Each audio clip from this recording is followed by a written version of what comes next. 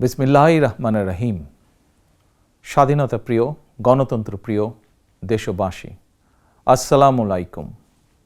5ই August, আজ থেকে ঠিক 1 বছর আগে 2024 সালের এই দিনে ফ্যাসিস্ট বাংলাদেশ ছেড়ে পালিয়েছে। রাহমুক্ত হয়েছে বাংলাদেশ। স্বাধীনতা প্রিয়, গণতন্ত্র প্রিয় জনগণের জন্য দিনটি আনন্দের, দিনটি বিজয়ের। রাহমুক্ত বাংলাদেশের এই দিনটিকে অন্তর্বর্তীকালীন সরকার জুলাই গণ অভ্যুত্থান দিবস হিসেবে ঘোষণা করেছে। তাবেদার মুক্ত বাংলাদেশের জনগণ প্রতি বছর এই দিনটিকে স্বাধীনভাবে সানন্দে সরকারি ছুটির দিন হিসেবে উপভোগ করবে। স্বাধীনতা এবং গণতান্ত্রিক রাজনৈতিক অধিকার চর্চার নতুন অঙ্গীকারে উদ্বুদ্ধ হবে।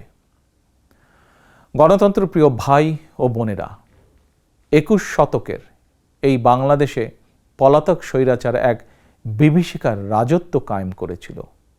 গুম, খুন, অপহরণ, হামলা, মামলা, নির্যাতন, নিপীড়নকে সাধারণ এবং স্বাভাবিক ঘটনায় রূপান্তর করেছিল।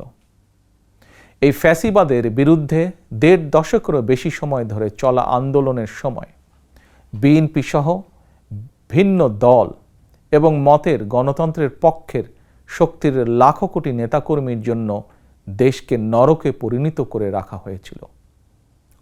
শত শত মিথ্যে মামলার কারণে ভিন্ন দল এবং মতের লক্ষ লক্ষ নেতাকর্মী সমর্থকের ঘর বাড়ি ছাড়া করে দেওয়া হয়েছিল। অনেকের পারিবারিক বন্ধন ছিন্ন হয়ে গেছে।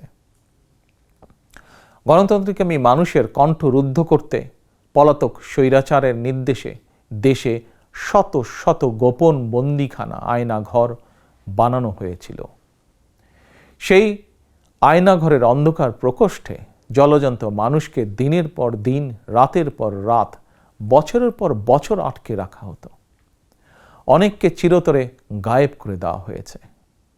বিএনপির সাবেক এমপি ইলিয়াস আলী কিংবা কমিশনার চৌধুরী আলমের আজও খোঁজ মেলেনি। বিচার বিভাগ, নির্বাচন কমিশন সহ দেশের সকল সাংবিধানিক বিধিবদ্ধ প্রতিষ্ঠানকে অকার্যকর করে দেওয়া হয়েছিল। সংবিধান উপেক্ষা করে মানুষের ভোটের অধিকার কেড়ে নিয়ে নির্বাচনী ব্যবস্থাকে প্রহসনে পরিণত করা হয়েছিল। দেশকে চিরতরে তাবেদার রাষ্ট্রে পরিণত করতে দেশের শিক্ষা ব্যবস্থাকে বিনষ্ট করার সকল আনুষ্ঠানিকতা প্রায় চূড়ান্ত হয়ে গিয়েছিল।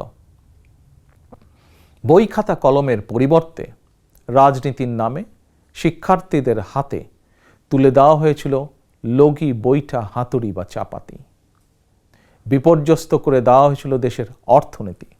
ব্যাংকগুলোকে দেউলিয়া করে ফেলা হয়েছিল। দেশ থেকে 28 লক্ষ কোটি টাকা পাচার করে বিদেশে পাঠিয়ে দেওয়া হয়েছিল। অন্যায়, অনিয়ম, অনাচার, দুরাচার, লুটপাট দৈনন্দিন চিত্র হয়ে উঠেছিল। দেশে প্রতিষ্ঠিত করা হয়েছিল ব্যক্তিতন্ত্র। তবে শেষ রক্ষা হয়নি দেশের সকল শ্রেণী পেশার মানুষ, ছাত্র জনতা, কৃষক, শ্রমিক, রিক্সা চালক, মুঠে মজুর, গার্মেন্টস কর্মী, হোটেল রেস্তোরাঁ কর্মী, পরিবহন শ্রমিক, সাংবাদিক, বুদ্ধিজীবী, সংস্কৃতি কর্মী, গৃহবধূ, নারী, শিশু, এমনকি আমাদের মায়েরা সকলেই ঐক্যবদ্ধ হয়ে জুলাই আগস্টের গণ অভ্যুত্থানে রাজপথে নেমে এসেছিলেন। গণ অভ্যুত্থান দমনে হেলিকপ্টার থেকে গুলি করেও মানুষ হত্যা করা হয়েছিল। এমনকি কোলের শিশুটি পর্যন্ত রক্ষা পায়নি। শহীদ আবু সাইদ, ওয়াসিম, মুগ্ধ, আমাদের এইসব সাহসী সন্তানদের বুকে গুলি করে হত্যা করা হয়েছে। শুধুমাত্র 2024 সালের জুলাই আগস্টের গণ অভ্যুত্থানে 1,500-এরও বেশি মানুষ শহীদ হয়েছেন। ছাত্র জনতা, কৃষক, শ্রমিক, নারী, শিশু, বৃদ্ধ, সাংবাদিক, শ্রমজীবী, পেশাজীবী, ফ্যাসিস্টের গুলির নিশানা থেকে কাউকেই রেহাই দেওয়া হয়নি। এই অভ্যুত্থানে আহত হয়েছেন কমপক্ষে 30,000 মানুষ। হাত পা, শরীরের অঙ্গ প্রত্যঙ্গ হারিয়ে আমাদের শত শত সন্তান শত শত ভাই ও বোনেরা চিরতরে পঙ্গু হয়ে গিয়েছেন, কিংবা চোখ হারিয়ে আজীবনের মতন অন্ধ হয়ে গিয়েছেন বহু মানুষ। এজন্যই আমি বলি, 1971 সাল ছিল স্বাধীনতা অর্জনের যুদ্ধ, আর 2024 সাল ছিল স্বাধীনতা রক্ষার যুদ্ধ। 1971 সালে শহীদ মুক্তিযোদ্ধাদেরকে বাংলাদেশ ভোলেনি। 24-এর গণ অভ্যুত্থানে শহীদদেরকেও বাংলাদেশ ভুলবে না।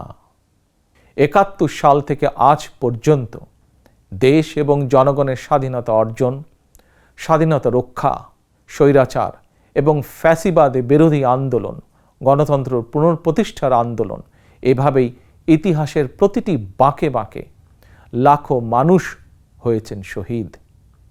আজকের এই দিনে আমি আবারও সকল শহীদদের অবদানকে শ্রদ্ধাভরে স্মরণ করছি।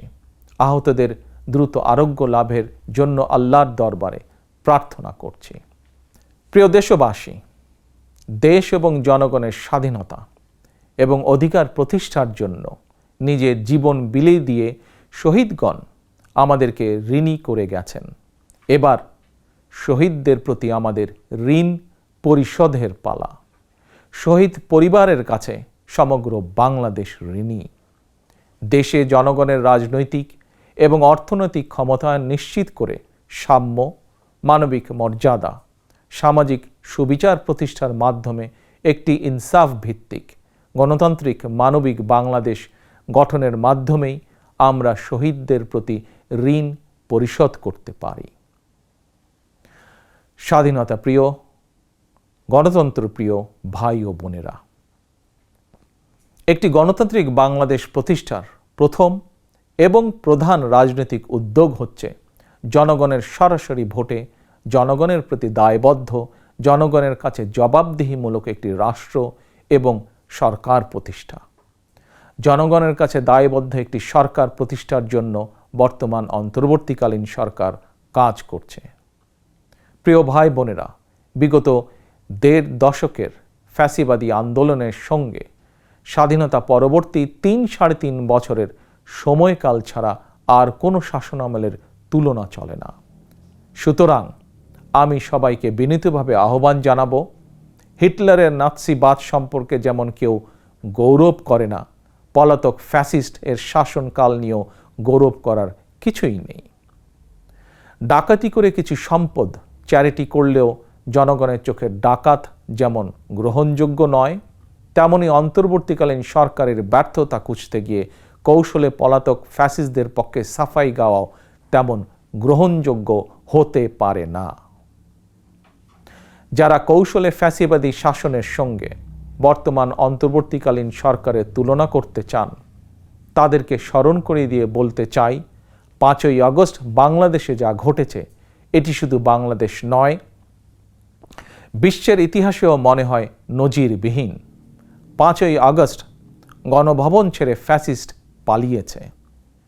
সংসদ ভবন রেখে তথাকথিত সাংসদ পালিয়েছে। আদালত ছেড়ে প্রধান বিচারপতি পালিয়েছে। বায়তুল মোকাররম ছেড়ে প্রধান খতিব পালিয়েছে। ক্যাবিনেট ছেড়ে মন্ত্রীরা পালিয়েছে। ফ্যাসিস্টের দোসররা গা ঢাকা দিয়েছে। তবে উদ্বেগের বিষয় হচ্ছে, পলাতক এই ফ্যাসিস্টের চক্রের মনে এখনো কোনো অনুতাপ, অনুশোচনা নেই। প্রিয় ভাই ও বোনেরা, হাজারো শহীদের রত্ন স্নাত রাজপথে ফ্যাসিবাদ বিরোধী অভূতপূর্ব জাতীয় ঐক্য গড়ে উঠেছে।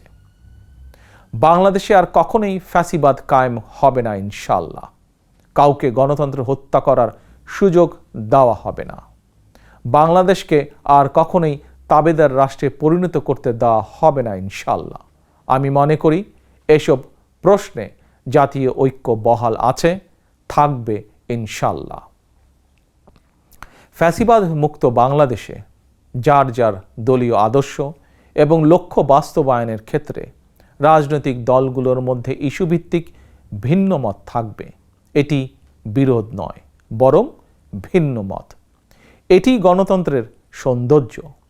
তবে ভিন্ন মত কিংবা বিরোধের মাত্রা যেন ফ্যাসিবাদ, উগ্রবাদ, চরমপন্থার উত্থান কিংবা পুনর্বাসনের কারণ না হয়ে দাঁড়ায়, সে ব্যাপারে প্রতিটি রাজনৈতিক দল এবং গণতান্ত্রিকামী জনগণের প্রতি সতর্ক থাকার জন্য বিনীত আহ্বান জানাই। আমি মনে করি প্রতিটি রাজনৈতিক দল যার যার দলীয় কর্মসূচি কিংবা এজেন্ডা নিয়ে জনগণের আদালতে যাবেন। জনগণ কোনটি গ্রহণ করবেন কিংবা কোনটি বর্জন করবেন এটি সম্পূর্ণ জনগণের এখতিয়ার। এভাবেই প্রতিদিনের রাজনৈতিক চর্চার মধ্য দিয়ে রাষ্ট্র জনগণকে শক্তিশালী করে তুলতে হবে। প্রিয় ভাই ও বোনেরা, স্থানীয় সরকার থেকে আরম্ভ করে জাতীয় সংসদ পর্যন্ত প্রতিটি স্তরে জনগণ যখন সরাসরি নিজের পছন্দের প্রার্থীকে নিজের ভোট প্রয়োগ করে প্রতিনিধি নির্বাচন না করবে, সরকার গঠন কিংবা সরকার পরিবর্তনের ক্ষমতা অর্জন করতে না পারবে, ততদিন পর্যন্ত রাষ্ট্র এবং সরকারে জনগণের ক্ষমতা প্রতিষ্ঠিত হবে না। তাই আসুন রাষ্ট্র, সরকার, শাসন, প্রশাসন পরিচালনায় আর প্রতিদিনের কার্যক্রমে জনগণের গণতান্ত্রিক রাজনৈতিক অধিকার চর্চা প্রয়োগের সুযোগ সৃষ্টির মাধ্যমে আমরা জনগণকে রাজনৈতিকভাবে শক্তিশালী করে গড়ে তুলি। জনগণকে শক্তিশালী করে তুলতে না পারলে শেষ পর্যন্ত কোনো কিছুই শক্তিশালী এবং টেকসই হবে না। প্রিয় দেশবাসী, 2024 সালের 5ই আগস্ট বাংলাদেশের ইতিহাসের ঘৃণ্যতম ফ্যাসিস্ট পালিয়ে যাওয়ার পরপরই বীর জনতার উদ্দেশ্যে দেওয়া এক অভিনন্দন বার্তায় আমি বলেছিলাম, বিজয়ের কাছে পরাজিতরা নিরাপদ থাকলে বিজয়ের আনন্দ মহিমান্বিত হয়। সেটি পুনরায় স্মরণ করিয়ে দিয়ে দেশের গণতান্ত্রিকামী জনগণের প্রতি আমার আহ্বান, কেউ আইন নিজের হাতে তুলে নেবেন না, মব ভায়োলেন্সকে উৎসাহিত করবেন না, নারীর প্রতি সহিংস আচরণ করবেন না, অন্যের স্বাধীনতার প্রতি শ্রদ্ধাশীল থাকুন। একজন মায়ের চোখে বাংলাদেশ যেমন, আমরা তেমন একটি বাংলাদেশ গড়তে চাই যেখানে দল, মত, ধর্ম, বর্ণ নির্বিশেষে বিশ্বাসী, অবিশ্বাসী, সংশয়বাদী প্রতিটি সন্তান, প্রতিটি মানুষ নিরাপদে থাকবে। আজ এবং আগামীর প্রতিটি 5ই আগস্ট হয়ে উঠুক গণতন্ত্র, সুশাসন প্রতিষ্ঠা আর মানবিক মানুষ হয়ে ওঠার অঙ্গীকারের দিন। এই সুমহান অঙ্গীকার বাস্তবায়নের দীর্ঘ যাত্রায় আমি এবং আমার দল বিএনপি দেশের সকল গণতান্ত্রিকামী জনগণের সমর্থন এবং সহযোগিতা আশা করছি। আল্লাহ হাফেজ। বাংলাদেশ জিন্দাবাদ। বাংলাদেশ জাতীয়তাবাদী দল জিন্দাবাদ।